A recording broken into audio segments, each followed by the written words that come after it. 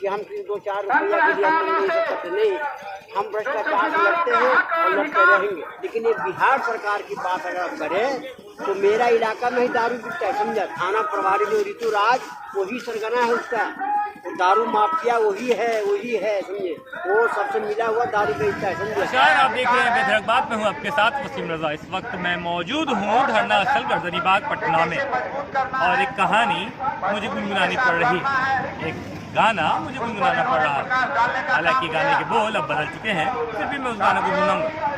ये देश है वीर जवानों का, अलबेलों का, मस्तानों का, देश का यारों क्या कहना, या देश है वीरों का गाना, ऐसा सुना जाता था गानों में। लेकिन अब ऐसा कुछ रहा नहीं, क्योंकि ये जो आप मेरे सामने देख रहे हैं, ईमानदार को जेल और बेईमान को बेल, ये एक आम इंसान की घटना नहीं है, बल्कि कारगिल योद्धा सत्येंद्र सिंह पूर्व सैनिक की घटना है। सत्येंद्र जी बहुत बहुत स्वागत है आपका। सत्येंद्र जी मेरा पहला रिक्वेस्ट ये है कि थोड़ा सा कस के बोलिएगा, क्योंकि आवाज़ें बहुत ज़्यादा हैं। क्या घटना घटी है कि आपको यहाँ आना पड़ा है, धरना पर आमरण अनशन कर रहे हैं, क्या वजह? मैं सत्येंद्र सिंह पूर्व सैनिक हूँ, कारगिल योद्धा हूँ, गाँव ढकनिया, थाना चंडी, जिला नालंदा का निवासी हूँ जी। और वर्तमान में पूरा परिवार के साथ हम लोग जमशेदपुर रहते हैं जी। 2002 में रिटायर होने के बाद सेना से हम लोग जमशेदपुर में रहते हैं। लेकिन साल में एक बार यहाँ गाँव में आते हैं, क्योंकि यहाँ भी मेरा प्रॉपर्टी है, कुछ खेती बाड़ी है, पूजा होता है, वहाँ लगा कर फिर हम लोग जाते हैं गाँव।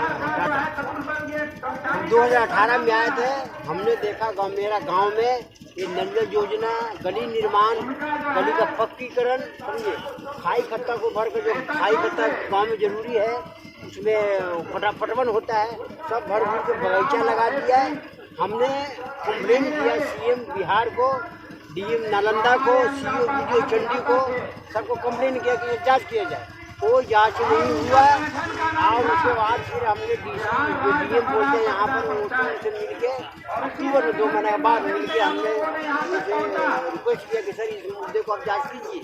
वहाँ भारी घोटाला हुआ है, 25 लाख में पूरा घोटाला है जो रुपया दिया था, कुछ नहीं हुआ। उसके बाद पिछला साल लॉकडाउन हो गया, फिर हम चले गए, हम तो टाटा रहते हैं, वहाँ से आ नहीं पाए। इस बार अप्रैल में आए हैं, फिर हमने मुद्दा उठाया कि यहाँ पर जो घोटाला हुआ था अभी तक टंकी नहीं लगा है। 3 साल पहले पैसा उठा के, सरकारी पैसा उठा के टंकी नहीं लगा है। और एक बात बता देता हूँ सबको कि हमें कोई रोग नहीं है, समझे। हमें सरकार बहुत पेंशन देती है, इतना देती है कि हम आराम से सब परिवार खाते हैं। हमको कोई दिक्कत नहीं है कि हम 2-4 रुपया के लिए हम लोग ये सब करते नहीं। हम भ्रष्टाचार से लड़ते हैं और लड़ते रहेंगे। तो हमने देखा कि यहाँ पर टंकी नहीं लगा है। हमने फिर लेकर लिखा सचिव को, पंचायती राज सचिव होता है, उनको लिखा। तो जुलाई में 8 जुलाई को ये लग गया, टंकी लग गया, समझिए।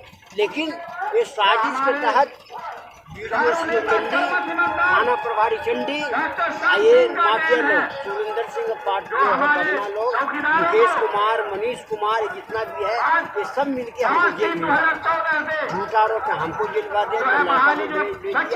हम 1 महीना 10 दिन तो छूट गए, लेकिन मेरा लड़का अभी भी जेल में है। 2 साल में क्या धाराएं लगी हैं, क्या एक्ट लगा है, क्यों आखिर अंदर है, थाने ने क्या जवाब में दिया? मेरे पर ये एक्ट लगा है कि आप खंती से मारे हैं लड़का को, मनीष कुमार को, और 3 खंती मारा है। इसमें रिपोर्ट आया डॉक्टर का, इसलिए लड़का का रिपोर्ट बेल नहीं हो रहा है। हम निकले हैं, हम दोनों पर केस 7 लगा है, 340 धारा बेलपुर, लेकिन 307 लगा है। और आर एक्ट लगा है मेरे को कि आपने फायरिंग किया है। बताइए, आपके पास हथियार है? मेरा कोई हथियार नहीं है। लाइसेंसी नहीं, कोई हम रखना नहीं चाहते हैं। सत्येंद्र जी, जब कारगिल योद्धा आप लिखते हैं, बता रहे हैं, कारगिल की लड़ाई में आप थे मौजूदा, उस वक्त कौन से पोस्ट पर थे, क्या कुछ थे, ये सबसे पहले ये बताइए।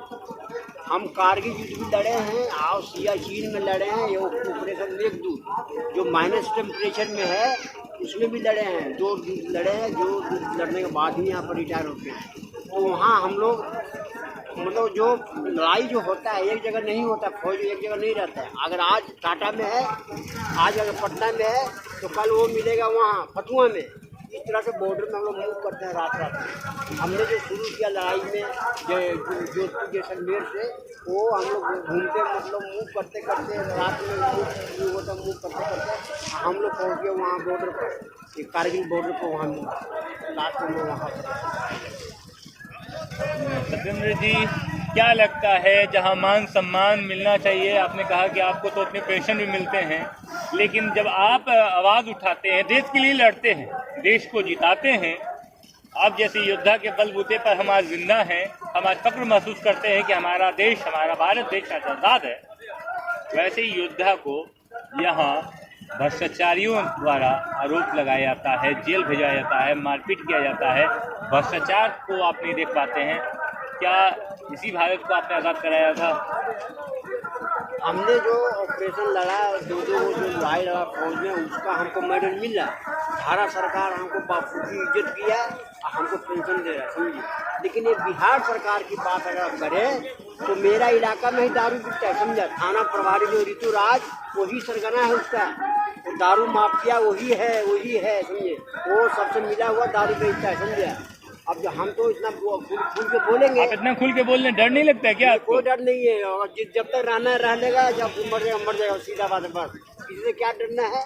और हम बोलते हैं कि मेरा इलाका में जितना दारू, मेरा इलाका का मुख्यमंत्री जी है, समझे, नीतीश कुमार। हम लोग गाँव से मुश्किल से 3 किलोमीटर आगे रहते हैं, और वहाँ से वही इलाका में होता है। अगर हमको मौका मिलने का तो चंडी थाना उनका ही पड़ता है जी, नीतीश कुमार का हरनौत में है। अच्छा, बगल है। अगर हमसे उनको कल हम गए थे जनता दल के, नहीं मिले, एप्लीकेशन दिए हैं।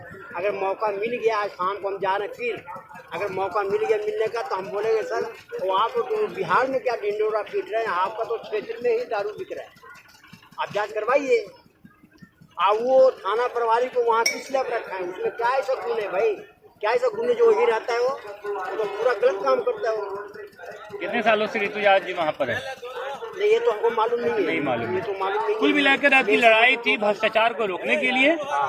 इसको लेकर आपने मोर्चा मुहिम चलाया, जिसके बदले में बिहार सरकार द्वारा आपको जेल प्राप्त हुई। जेल हुआ, हाँ। और लगातार आपका जो ये 12 कट्ठा जमीन है, खेत है, उस पर कब्जा किया गया है। एसपी महोदय के कहने कथनी के बाद कब्जा तो हटा दिया गया, लेकिन जोर जबरदस्ती अभी भी जारी है। वो मतलब पट्टी है। हाँ, जोर जबरदस्ती जारी है अभी। मंच के पास आकर के गरीब पर बैठ जाए। 10 दिन पहले, 15 दिन पहले डीजी साहब तो नहीं मिले, डीजी साहब मिले, ईडी साहब तो मिले।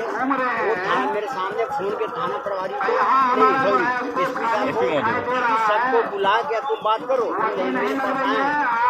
आज तक एसपी साहब फोन नहीं किया, कोई बात नहीं किया।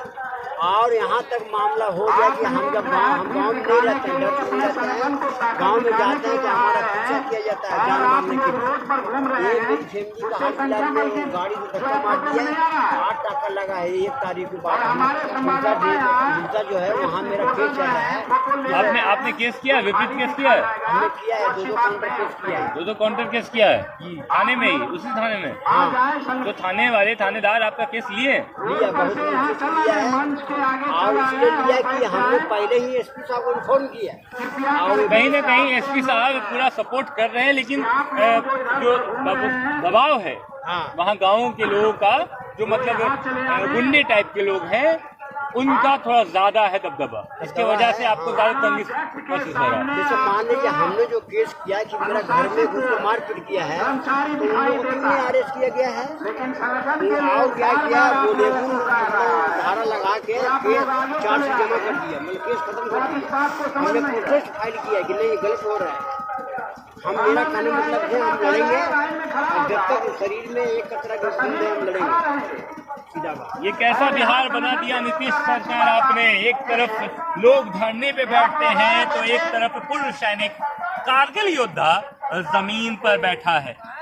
क्या इस लिए इन्होंने लड़ाई लड़ी थी, जंग लड़ी थी, हमें और आपको आजादी दिलाई थी? ये आप देख सकते हैं, ईमानदार को जेल और बेईमान को बेल। इन्होंने साफ अपने अक्षरों से लिखा है, चंडी प्रखंड नालंदा के ढकनी गांव में नल जल योजना नाली निर्माण, गली का पक्कीकरण में घोटाला, खाई खेत खते को मार भर कर एवं खाली पड़े गर्म मजरुआ जमीन पर पेड़ पौधे लगाकर निजी बगीचा पर 2/7/2018, 3/7/2018 एवं 28/7/2018 को CM Bihar, DM Nalanda, BDO CO Chandi को शिकायत करने पर जान मारने की धमकी एवं मेरा 12 कट्टा खेत कब्जा कर लिया गया है और थाना प्रभारी चंडी के पक्षपात कर रहे हैं, जिनका नाम ऋतुराज है, हमें पिटवाया और आरोप से संगीन कर दिया गया।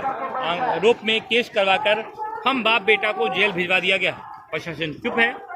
पूरे प्रकरण में उच्च स्तरीय न्यायिक जांच हो, अन्यथा मंगलवार से आमरण अनशन करेंगे और कर रहे हैं। जी हाँ, आपको बता दें कि इनके बेटा आज भी हिरासत में है।